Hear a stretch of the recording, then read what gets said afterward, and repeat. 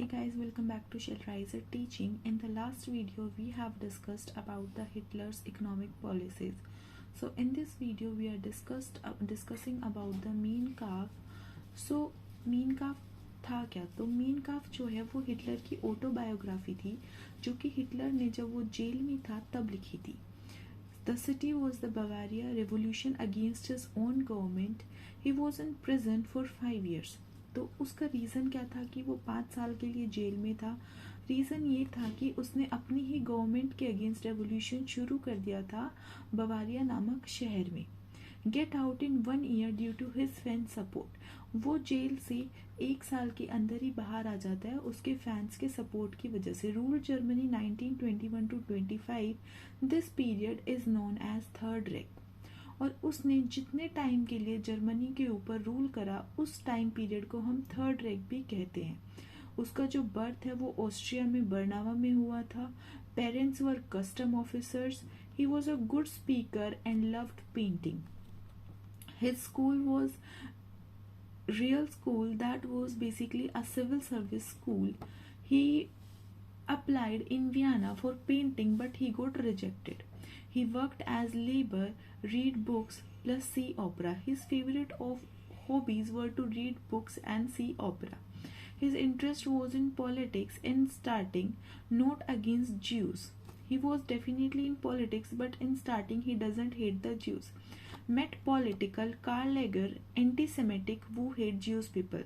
So from where this thing start that Hitler start to hate the Jewish people, this start from basically the Karl Lager. He was a anti-Semitic and he used to hate Jewish people. After some year, Hitler went Munich, joined Socialist Party. When Hitler went after when he met the Karl Lager, उसके कुछ साल बाद वो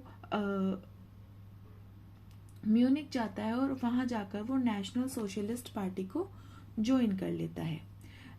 और यही national socialist party आगे जाके Germany की नाजी पार्टी में कन्वर्ट होती है, जो कि हिटलर करता है. Hitler share opinion one race superior other is inferior. Hitler का ये मानना था कि कोई भी कंट्री हो, कुछ भी हो, वहाँ पर जो एक रेस है वो सुपीरियर होती है और एक रेस इन्फीरियर होती है. As in, for example, Aryan were the native German, provide art, culture and technology. According to him, Aryan's people were native German and they were basically superior. And according to him, the inferior races were the Kazakhs, Russian, Poles and Asians. They were basically inferior race.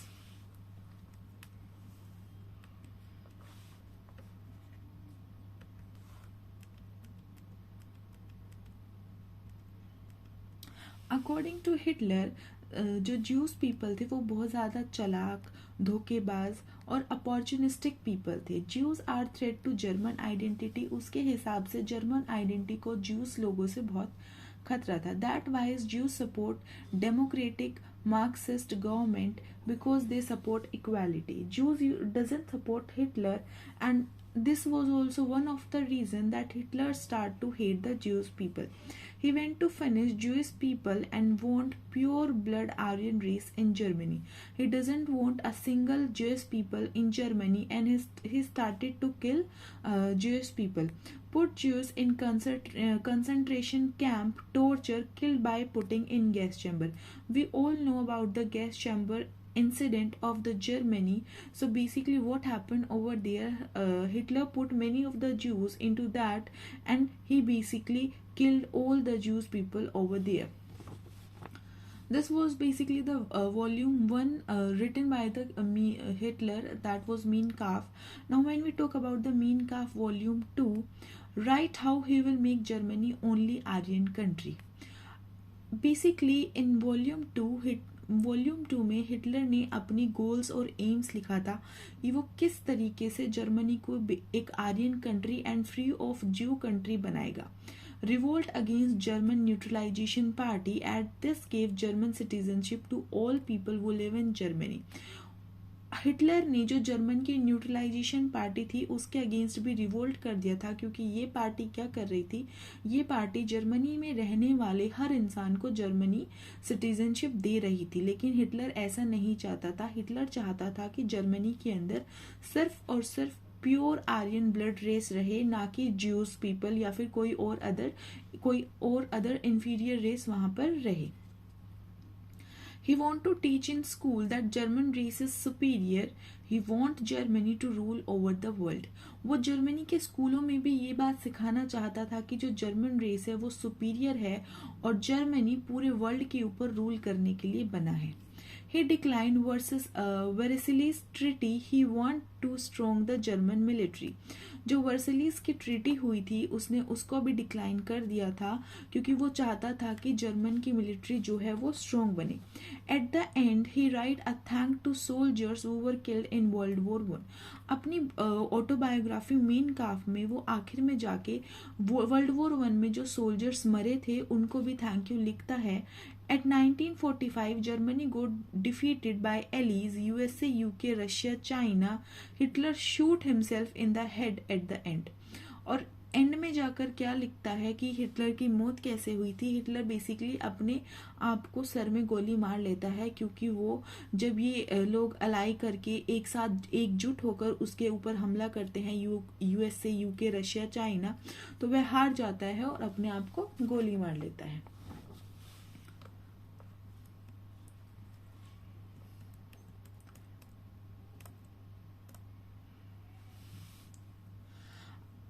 और Hitler के main काफ में एक term है लेबेनसरम, इसका बहुत ज़्यादा इस्तेमाल हुआ है।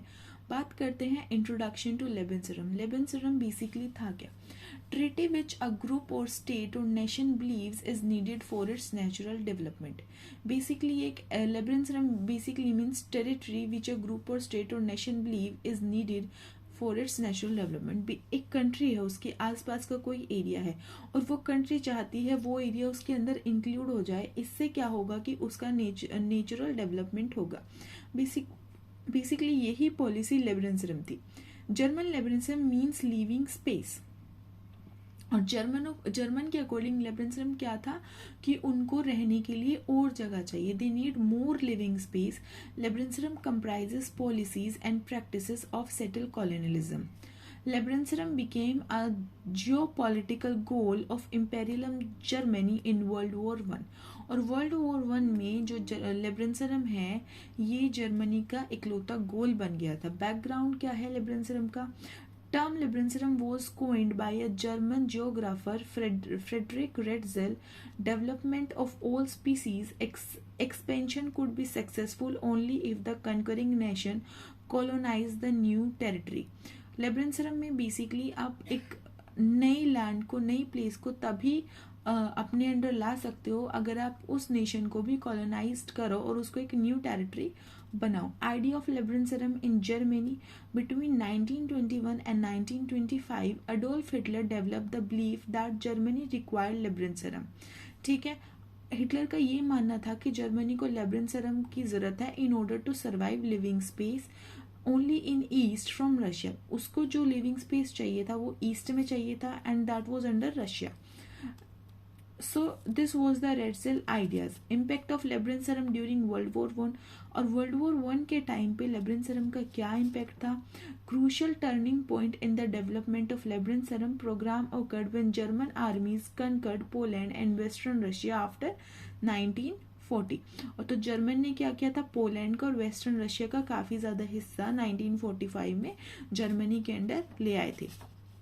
So this was basically the main calf and the introduction to Lebensraum that are two important things for Hitler's main calf is his autobiography and Lebensraum was his as kind of policy to have more living space for the Germany people.